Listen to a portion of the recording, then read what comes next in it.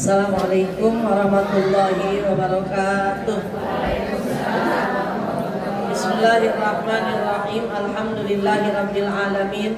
Wassalatu wassalamu ala asyrofil anbiya'i wal mursalin, amma ba'du. Yang terhormat keluarga besar Al-Wataniyah, wabil khusus Ustaz Haji Nimat beserta Ustazah Haja Zubaidah, pimpinan Majlis Taklim, Ustazah Kamilah beserta kawan-kawan pengurus. Yang terhormat Ustazah Haja Mulyati, Ibu RW, Ustazah Hayatul Nufus, Ustazah Rajilah ya. Ustazah Rajilah selaku pengatur acara, Ustazah Mulia, Bu Royani, para orang tua, ibu-ibu haji, para guru, para pimpinan Majlis Taklim, Ustazah Mulyani, semua yang hadir, mudah-mudahan kita diberkahi oleh Allah Subhanahu wa taala. Oh, siap? Ustazah Rosia, keluarganya, Ustazah Jirofika, yang terhormat ibu-ibu semua yang hadir, Wajib Khadijah, para tokoh masyarakat, alim ulama, para donatur, mudah-mudahan kita dalam lindungan Allah Subhanahu wa taala. Kita baca Ummul Quran suratul Fatihah, kita doakan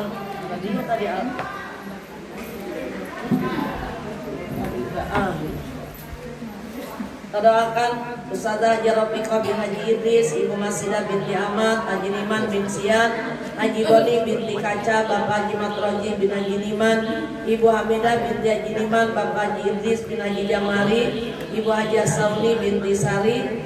Ini Haji Goni ini suami istrinya Pak Haji Niman ya? Iya. Mudah-mudahan Allah ampuni dosanya, Allah lapangkan kuburnya, Allah jadikan kuburnya raudhah di jannah. Ustazah Kamilah yang lagi hamil, mudah-mudahan Allah pelihara. Dan anak-anak kita yang sudah waktunya berjodoh, Allah jodohkan dengan yang seakidah dan sepupu. Yang sudah berkeluarga, Allah titip keturunan yang soleh dan solehah. Yang punya penyakit, Allah kirim obat sehingga sembuh. Aib kita Allah tutup, derajat kita Allah angkat, kesalahan kita Allah ampuni. Yang belum pernah berangkat haji dan umroh, Allah jadikan tuyukur rahman di tanah haramain, bisa wukuf di padang Arafah. Dan mudah-mudahan ketika wafat lidah kita masih basah menyebut nama Allah sehingga husnul khatimah. Ila hadratin Nabi Al-Fatihah. A'udzu billahi minasyaitonir rajim. Bismillahirrahmanirrahim. Alhamdulillahi rabbil alamin. Ar-Rahmanir-Rahim. Maliki yaumiddin. Iyyaka na'budu wa iyyaka nasta'in. Ihdinas siratal mustaqim. Siratal ladzina an'amta 'alaihim ghairil maghdubi 'alaihim waladdallin. Rabbana ighfir lana wa liwalidayna. Amin. Bismillahirrahmanirrahim. Bismillahirrahmanirrahim. Alhamdulillahirabbil alamin. Alhamdulillahirabbil alamin. Allahumma shalli ala sayyidina Muhammad. Allahumma shalli ala sayyidina Muhammad wa ala ali Muhammad wa ala ali Muhammad. Allahumma 'allimna ma yanfa'una wanfa'na bima 'allamtana wa zidna ilma walhamdulillahi ala kulli hal. Rabbi zidna ilma warzuqna fahma wa alhiqna bis-shalihin. Allahumma inna nas'aluka ilman nafi'an rizqan halala wa amalan mutaqabbala.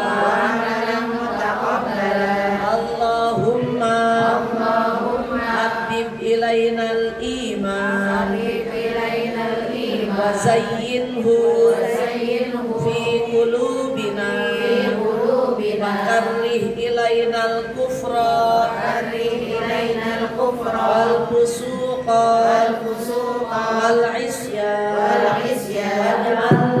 واجعلنا من الراشدين وصلى الله على سيدنا محمد وعلى آله وصحبه أجمعين والحمد لله Rabbil alamin. Terima kasih ibu-ibu. Kita lanjutkan pembacaan kitab hadis Arba'in Nawawi, hadis yang ke-7. 8.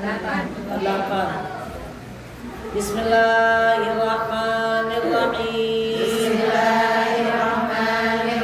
Al-haditsus saminu. An Ibni Umar radhiyallahu anhu anna nabiyya sallallahu alaihi wasallam qala umirtu an uqatilan nasa hatta yashhadu alla ilaha illallah wa anna muhammadan rasulullah wa yuqimus salata wa yu'tuz zakata idza fa'alu dhalika asamu minni dima'ahum wa amwalahum illa bihaqqil islami wa hisabuhum ala Allahi ta'ala. Rawahul Bukhari wa Muslimun. Al-haditsus samin, hadis yang ke-8. An Ibni Umar, dari Ibnu Umar, namanya Abdullah bin Umar. Anna Rasulullah sallallahu alaihi wasallam, sesungguhnya Rasulullah sallallahu alaihi wasallam, umirtu, telah memerintahkan kepadaku, an uqatilan nasa, untuk memerangi manusia, hatta yashhadu, sehingga mereka bersaksi, alla ilaha illallah, sesungguhnya tidak ada Tuhan kecuali Allah, wa anna muhammadan, dan sesungguhnya Muhammad Rasulullahi, utusan Allah, wa yuqimus salata, dan mereka menegakkan salat, wa yu'tuz zakata, dan mereka menunaikan zakat.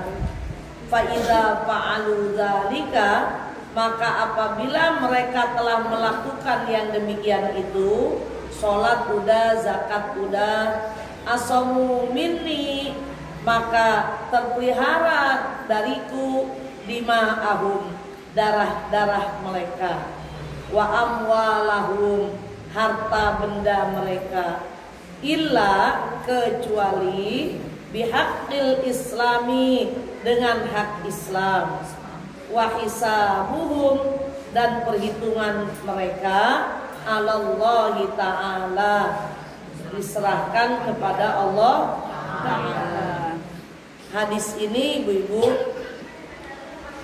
memberi pengertian kepada kita bahwa betapa pentingnya bersyahadat, mengakui keesaan Allah. Setelah bersyahadat, berikrar dengan lisan bahwa tiada Tuhan selain Allah dan Nabi Muhammad utusan Allah, buktikan dengan amal yang nyata. Amal yang paling nyata untuk mengakui keesaan Allah yaitu menegakkan sholat 5 waktu, zuhur, asar, maghrib, isya, subuh, apapun keadaannya. lagi repot, lagi kurang enak badan, lagi males, tetap sholat jangan ditinggal. Karena dia ajaran pokok dalam agama Islam. Setelah melaksanakan sholat dengan baik, tepat waktunya, makanya bukan dibilang fa'alus sholat, tapi yuqimus sholat, menegakkan. Ulama mengartikan artinya menegakkan sholat itu dimulai dengan isbagul wudhu, wudhunya yang sempurna, menggunakan air yang suci menyucikan, membasuh anggota wudhunya tiga kali, sholatnya di awal waktu.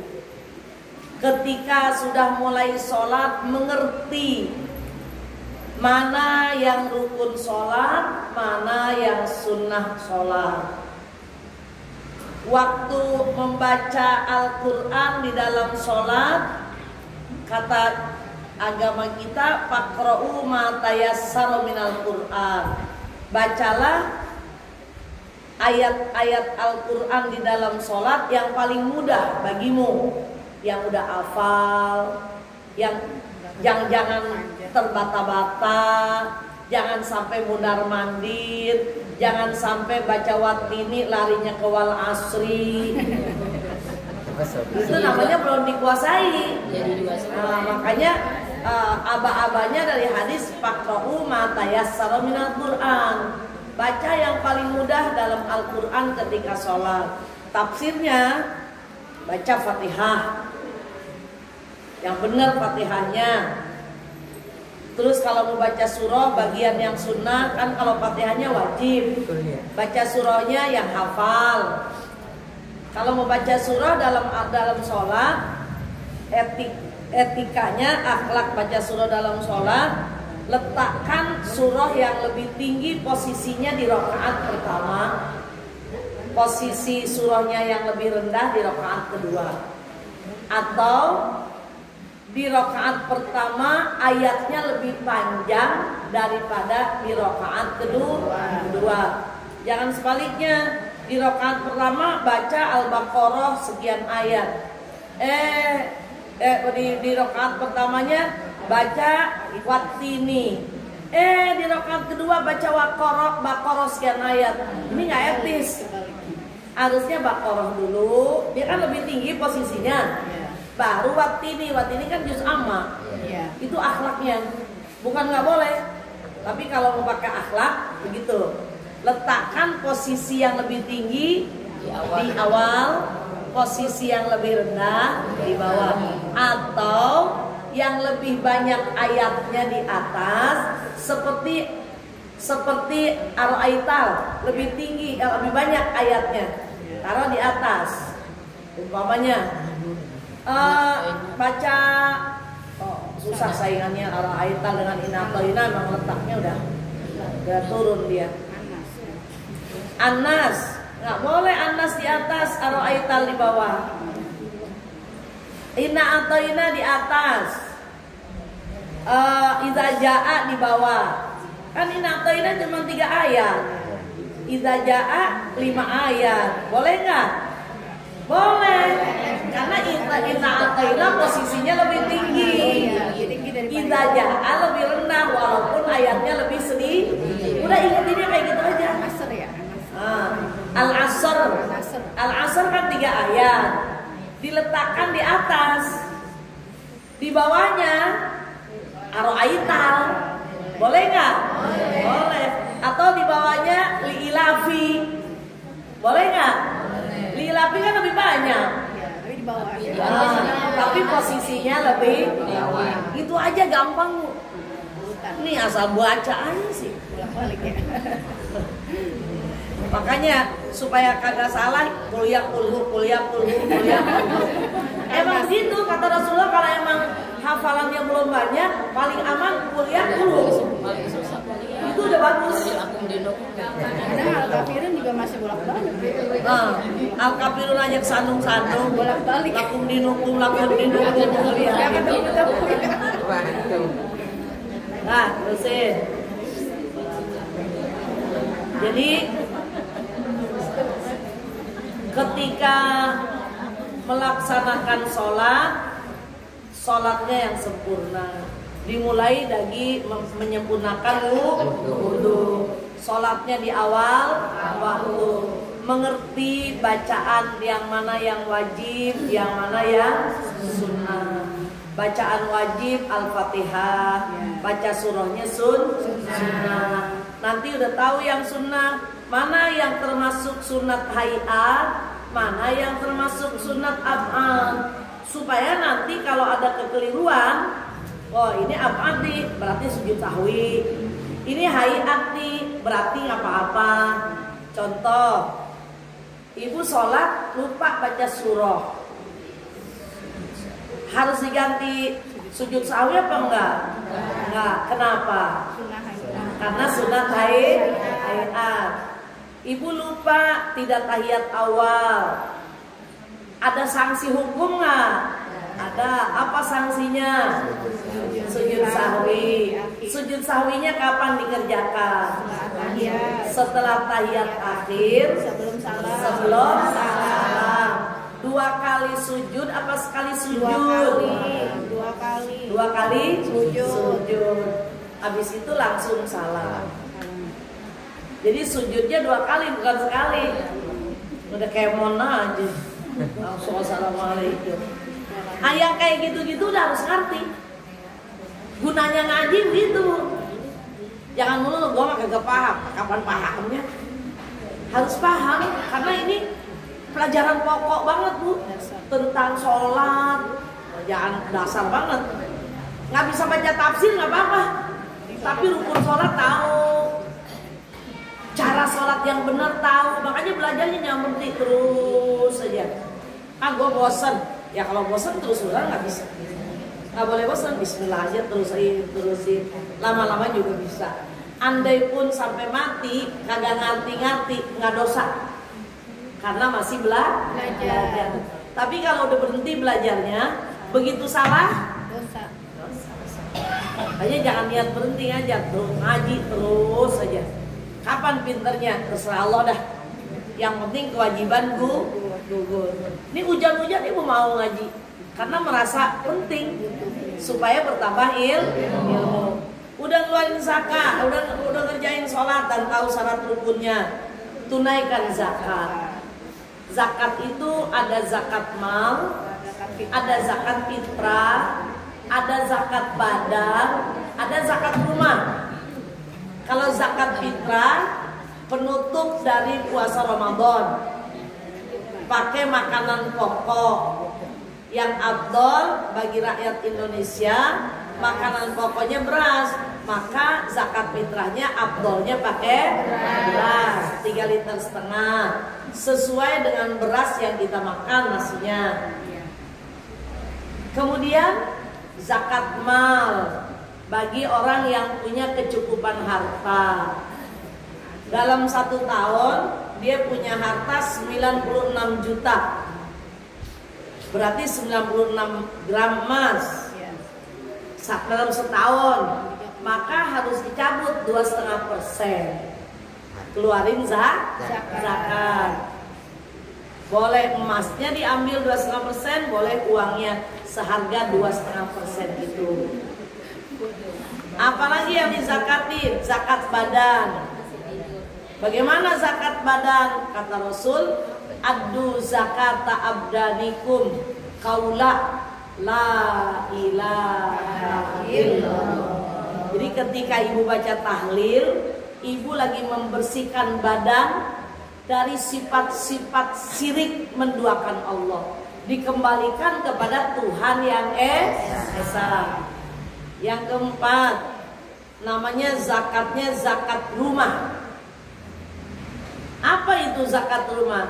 Zakatud dar ad-diyafah. Rumah nggak dizakatin kalau masih diisi, walaupun berapa M harganya tidak dizakatin.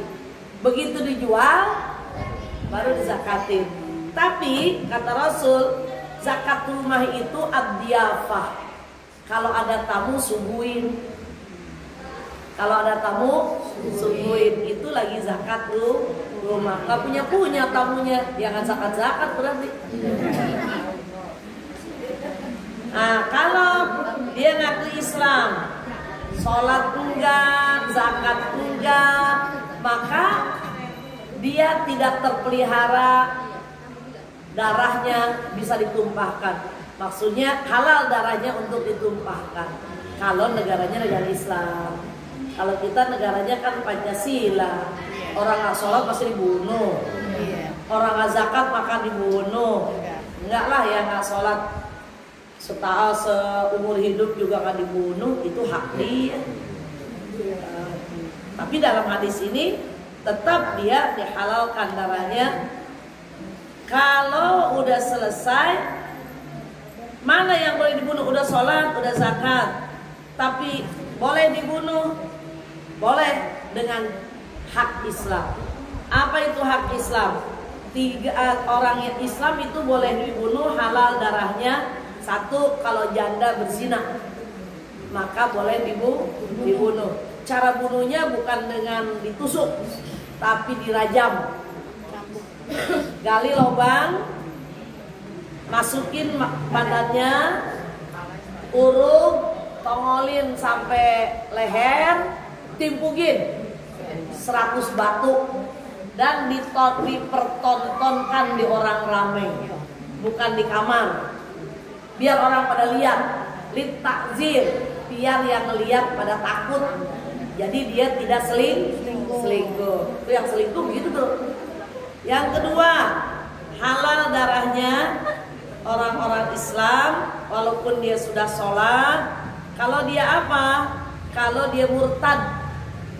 Kalau dia murtad, dia keluar dari agama Islam. Gara-gara kawin dengan mereka yang bukan Islam, maka dia nyebrang agamanya. Biasanya Allahu Akbar, ini haleluya. Maka secara hukum dia halal darahnya, boleh dibunuh. Mana lagi orang yang lari dari medan perang juga halal darahnya, boleh dibunuh. Maka biar aman darah kita tidak dibunuh, tidak ditumpahkan oleh sembarang orang, tegakkan sholat yang 5 waktu dengan sempurna. Kalau punya rizki sudah memenuhi syarat, tunaikan zakatnya, maka darah kita terpelihara, kehormatan kita terpelihara dalam Islam. Wallahu a'lam bishawab. Yuk, ada yang nanya? Ini Limas itu enggak ikut Limas lah. Anaknya lagi sakit, anaknya sakit. Itu ada doanya anaknya gagal ginjal. Ah, anak gagal ginjal? Anak kecil? Umur kelas SMA. Kok bisa? Lagi dirawat juga. Oh, masih begitu. Iya, dirawat. Iya, kalau anak remaja sampai gagal ginjal. Emang gitu, ada juga tuh tetangga SMP udah minuman jajan. Minum. Atau ini dia salah minum obat. Iya, sering minum obat ya. Hati-hati Bu, kalau ibu minum obat, salah minum obat, bisa gagal ginjal, cuci darah. Makanya kalau minum obat pakai resep dokter. Jangan nyontek sama temen. Ji, lu sakit apa? Sakit anu. Nih minum ini, gue cocok. Katanya. Nggak boleh, nggak boleh. Ibu ke puskesmas aja murah kok. Iya, gratis. Cerita sama dokter sakitnya apa. Jangan nyontek. Terus kalau punya resep jangan ditembus bertahun-tahun, ditembus nggak boleh. Beda, iya. Jangan. Mendingan ibu rugi sedikit duit tapi nggak rusak badan ibu. Puskesmas murah kok sekarang. BPJS juga gratis.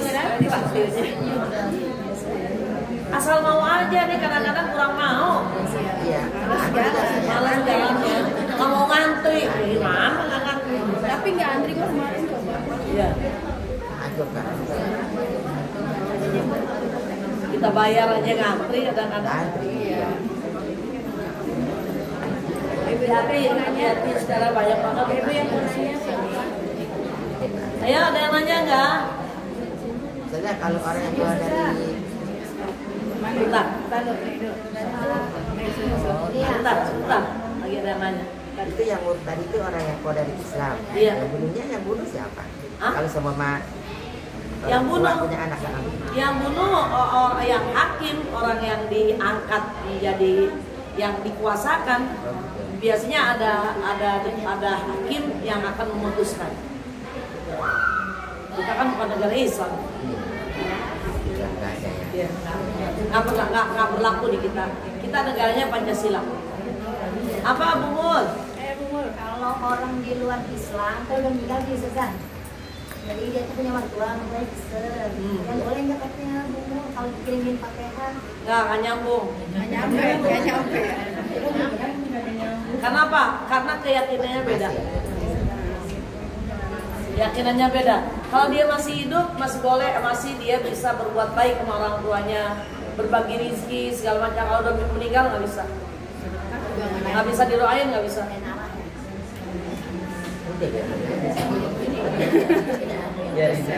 Sedekah juga nggak nyampe. Nggak bisa, udah putus. Ada lagi nggak? Kalau nggak ada lagi, mudah-mudahan manfaat dan amalin ilmunya biar sempurna ibadah kita. Wassalamualaikum warahmatullahi wabarakatuh. Siapa tadi Mas ya? Iya. Kita kita jemput yuk. Ya. Bikin.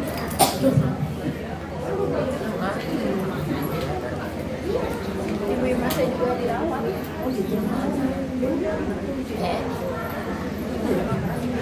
Apa sih? Apa ya? Nggak salah makan atau salah?